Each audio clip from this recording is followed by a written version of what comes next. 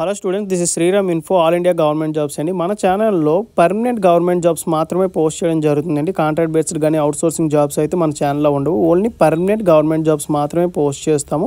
మన ఛానల్ ఇంకా ఎవరైనా సబ్స్క్రైబ్ చేసుకోకపోతే సబ్స్క్రైబ్ చేసుకొని బెల్ ఐకాన్ ఆన్ చేసుకొని పెట్టుకోండి. నా ప్రతి అప్డేట్ అనేది మీకు నోటిఫికేషన్ ద్వారా వస్తుంది. అలాగే మీకు వాట్సాప్ ఉంటే వాట్సాప్ ఛానల్లో జాయిన్ అవ్వండి, టెలిగ్రామ్ ఉంటే టెలిగ్రామ్ ఛానల్లో జాయిన్ అవ్వండి. జాయిన్ అయినట్టయితే మీకు exam dates, result dates, previous question papers, job information అనేది మీకు ప్రొవైడ్ చేయడం జరుగుతుంది. ఛానల్లో జాయిన్ అవ్వడానికి డిస్క్రిప్షన్లో నేనైతే లింక్స్ అనేవి ప్రొవైడ్ చేశాను. ఆ లింక్ ద్వారా మీరైతే ఛానల్లో అయితే జాయిన్ అవ్వచ్చు.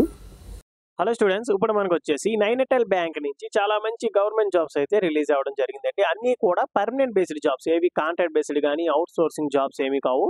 అన్నీ కూడా పర్మనెంట్ బేస్డ్ జాబ్స్ అన్నమాట. బోత్ మెయిల్ అండ్ ఫీమేల్ ఎవరైనా అప్లై చేసుకోవచ్చు. ఇది వచ్చేసి మనకి ఏంటంటే నైనిటాల్ బ్యాంక్ది అఫీషియల్ వెబ్సైట్. ఇందులో మీరు కింద స్క్రోల్ చేసుకున్నట్టయితే ఇక్కడ మీరు చూడొచ్చు టోటల్గా ఎన్ని స్టేట్స్లో ఉందని చెప్పి, ఎన్ని సిటీస్ ఉందని చెప్పి, ఎన్ని బ్రాంచెస్ ఉన్నాయని చెప్పేసి మనకి కౌంటింగ్ అయితే అవుతుంది.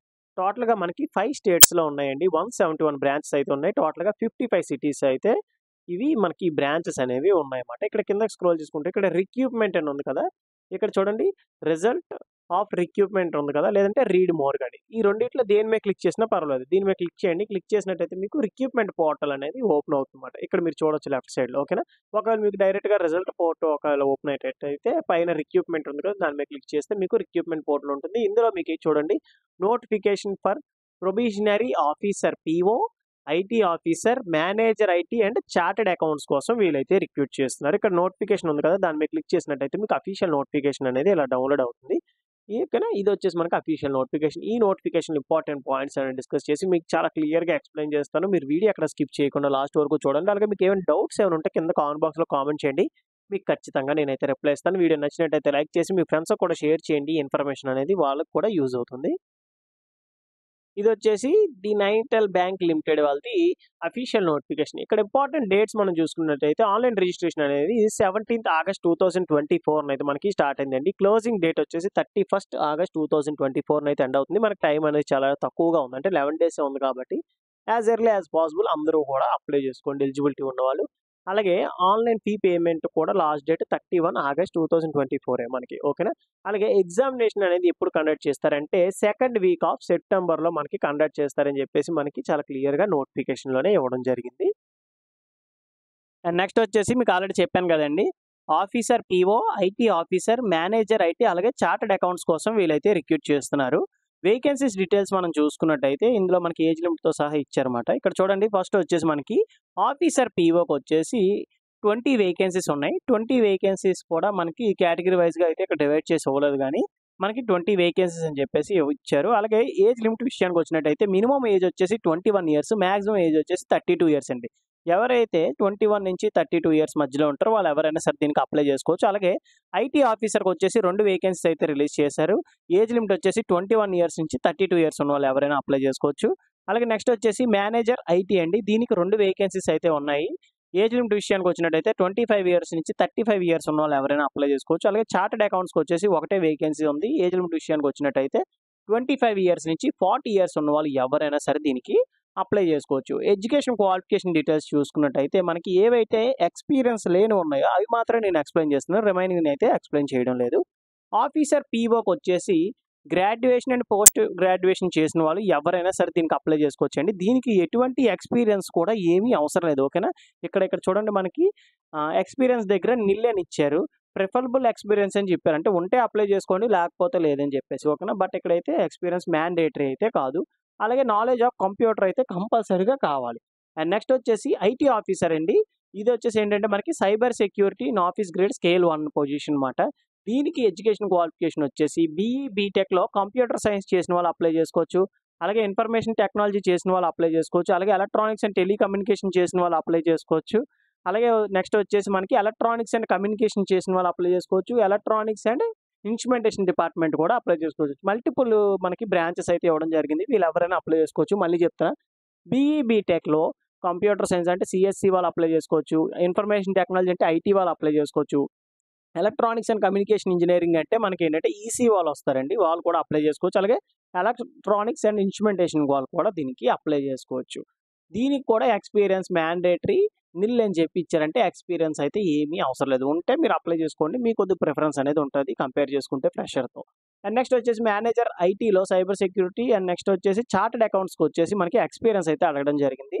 సీఏతో పాటుగా 2 ఇయర్స్ పోస్ట్ క్వాలిఫికేషన్ ఎక్స్పీరియన్స్ అయితే అడగడం జరిగింది. ఎవరైనా ఎక్స్పీరియన్స్ క్యాండిడేట్స్ ఉంటే వాళ్ళు కూడా దానికి అప్లై చేసుకోవచ్చు. అండ్ నెక్స్ట్ వచ్చేసి పే స్కేల్ లెవెల్ చూసుకున్నట్టయితే ఆఫీసర్ పీఓకి వచ్చేసి మినిమం పే స్కేల్ లెవెల్ వచ్చేసి 48,480 రూపీస్ అనేది ఇనీషియల్గా బేసిక్ పే అయితే ఇస్తున్నారండి. గ్రాస్ సాలరీ వచ్చేసి 55,000 వరకు వస్తుంది. అంటే డియర్నెస్ అలవెన్స్ అని చెప్పేసి అదర్ అలవెన్సెస్ అన్ని యాడ్ చేసుకున్నట్టయితే మీకు శాలరీ పర్ మంత్ అలా వస్తుంది. అండ్ నెక్స్ట్ వచ్చేసి ఐటీ ఆఫీసర్ సైబర్ సెక్యూరిటీ కూడా సేమ్ శాలరీ అండి. 48,480 రూపీస్ అనేది ఇనీషియల్గా బేసిక్ శాలరీ అయితే ఇవ్వడం జరుగుతుంది. హౌ టు అప్లై, ఇది ఎలా అప్లై చేసుకోవాలంటే ఫస్ట్ వచ్చేసి అప్లికేషన్ రిజిస్ట్రేషన్ అయితే అవ్వాల్సి ఉంటుంది. తర్వాత అప్లికేషన్ ఫామ్ ఫిల్ చేసి తర్వాత పేమెంట్ ఫీజ్ అయితే చేయాల్సి ఉంటుంది. డాక్యుమెంట్స్ అప్లోడ్ చేయాల్సి ఉంటుంది. ఏది మీ తంబు, అండ్ నెక్స్ట్ వచ్చేసి ఇక్కడ ఇచ్చారు చూడండి, photograph, signature, left thumb impression, అలాగే హ్యాండ్ రైటింగ్ డిక్లరేషన్ కూడా మీరైతే అప్లోడ్ చేయాల్సి ఉంటుంది. అది కూడా మీకు డేట్స్ ఎప్పుడు 17th ఆగస్ట్ నుంచి 31st ఆగస్ట్ వరకే మనకు టైం అయితే ఉంది. చాలా తక్కువ టైం ఉంది కాబట్టి ఎలిజిబిలిటీ ఉన్నారు ప్రతి ఒక్కరు అప్లై చేసుకోండి. అండ్ నెక్స్ట్ వచ్చేసి signature in capital letters will not be accepted. Signature అనేది క్యాపిటల్ లెటర్స్లో పెట్టకూడదు. మీరు రన్నింగ్ హ్యాండ్ రైటింగ్లో మీరు ఏదైతే బ్యాంక్ బుక్లో కానీ లేదంటే 10th మనకి హాల్ టికెట్ దగ్గర మీరు సైన్ చేస్తారు కదా, ఆ సిగ్నేచర్ అయితే మీరు చేయాల్సి ఉంటుంది. నెక్స్ట్ హ్యాండ్ రైటింగ్ డిక్లరేషన్, ఇది వచ్చేసి మీరు ఓన్ రన్నింగ్ హ్యాండ్ రైటింగ్తో రాయాలి. ఓకేనా, మీ రైటింగ్ బాగాలేదని చెప్పి వేరే వాళ్ళతో రాసి మీరైతే అప్లోడ్ చేయొద్దు. ఎందుకంటే మీ ఓన్ రన్నింగ్ హ్యాండ్ రైటింగ్తో రాయాలి. హ్యాండ్ రైటింగ్ ఎలా ఉన్నా పర్లేదు, బట్ ఏంటంటే మీకు కొద్దిగా విజిబుల్గా ఉండేలాగా రాయండి. And valid email ID and mobile number అయితే ఇవ్వాల్సి ఉంటుంది. ఎందుకంటే ఫర్దర్గా మీకు ఏమైనా కమ్యూనికేట్ చేయాలన్నా కాల్ లెటర్స్ కానీ అడ్మిట్ కార్డ్స్ కానీ ఏదైనా సరే మీ email ID and mobile number ద్వారా మీకైతే కమ్యూనికేట్ చేస్తారు. అప్లికేషన్ ఫీజు వచ్చేసి అందరికీ కూడా 1,500 రూపాయలు అనేది అప్లికేషన్ ఫీజు అండి. అండ్ నెక్స్ట్ వచ్చేసి అప్లికేషన్ రిజిస్ట్రేషన్ ఫస్ట్ మనకి ఏంటంటే ఇక్కడ ఇచ్చారు కదా, ఈ వెబ్సైట్ మీకు ఫైనల్గా మీకైతే ఓపెన్ చేసి చూపిస్తాను.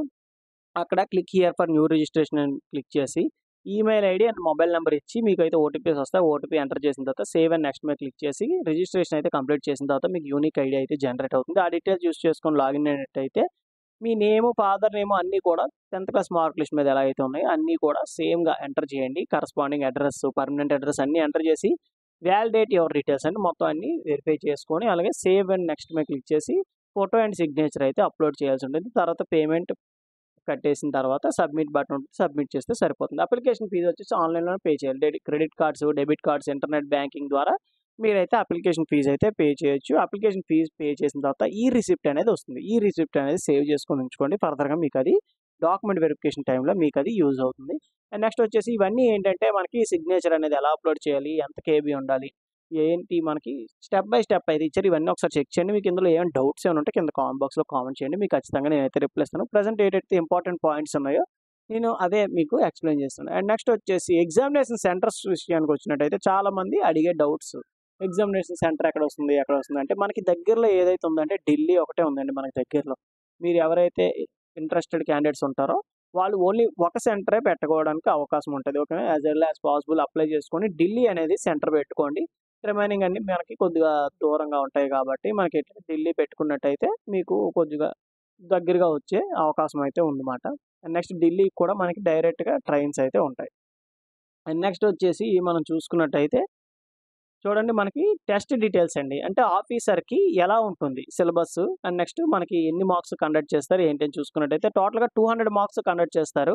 200 క్వశ్చన్స్ అయితే ఉంటాయి. 145 మినిట్స్ అయితే టైం అయితే ఉంటుంది. అందులో రీజనింగ్ నుంచి 40 క్వశ్చన్స్ 40 మార్క్స్, ఇంగ్లీష్ లాంగ్వేజ్ నుంచి 40 క్వశ్చన్స్ 40 మార్క్స్, జనరల్ అవేర్నెస్ నుంచి 40 క్వశ్చన్స్ 40 మార్క్స్ అండి. అలాగే కంప్యూటర్ నాలెడ్జ్ నుంచి మనకి 40 questions 40 marks and quantity aptitude నుంచి 40 క్వశ్చన్స్ 40 మార్క్స్. ఈ కంప్యూటర్ నాలెడ్జ్ మీద ఏంటంటే మనకి బేసిక్స్ కాదు, కొద్దిగా మీడియం లెవెల్లోనే అడుగుతారు. కొద్దిగా మంచిగా ప్రిపేర్ అయినట్టయితే ఇందులో మీకు ఒక 35 క్వశ్చన్స్ వరకు మీరైతే స్కోర్ చేసే అవకాశం ఉంటుంది. షార్ట్ కట్ కీస్ కానీ MS office, MS word, power point వీటి మీదే అడుగుతారు. ఓకేనా.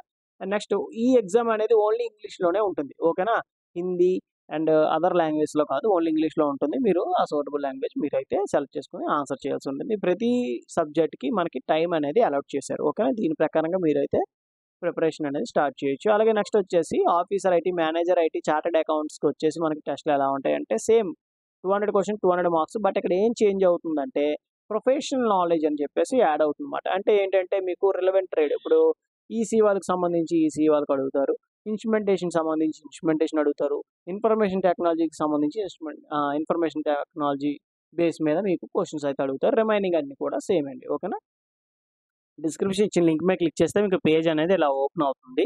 మీ దగ్గర ఆల్రెడీ లాగిన్ డీటెయిల్స్ ఉన్నట్టయితే registration number and password capture enter చేసి సబ్మిట్ మీద క్లిక్ చేసినట్టయితే మీకు అప్లికేషన్ ప్రాసెస్ అయితే స్టార్ట్ అవుతుంది. లేదు అనుకుంటే click here for new registration ఉంది కదా, దాని మీద క్లిక్ చేసినట్టయితే ఫస్ట్ వచ్చేసి మీ బేసిక్ ఇన్ఫర్మేషన్, మీ నేమ్ అండ్ నెక్స్ట్ వచ్చేసి మీ mobile number, email ID enter చేసి సేవ్ అండ్ నెక్స్ట్ మీద క్లిక్ చేయాల్సి ఉంటుంది. ఓకేనా. నేమ్ కూడా ఇక్కడ first name, middle name, last name ఏదైతే మీరు ఇక్కడ ఎంటర్ చేస్తారో మీకు ఇక్కడ ఫుల్ నేమ్ అనేది వస్తుంది.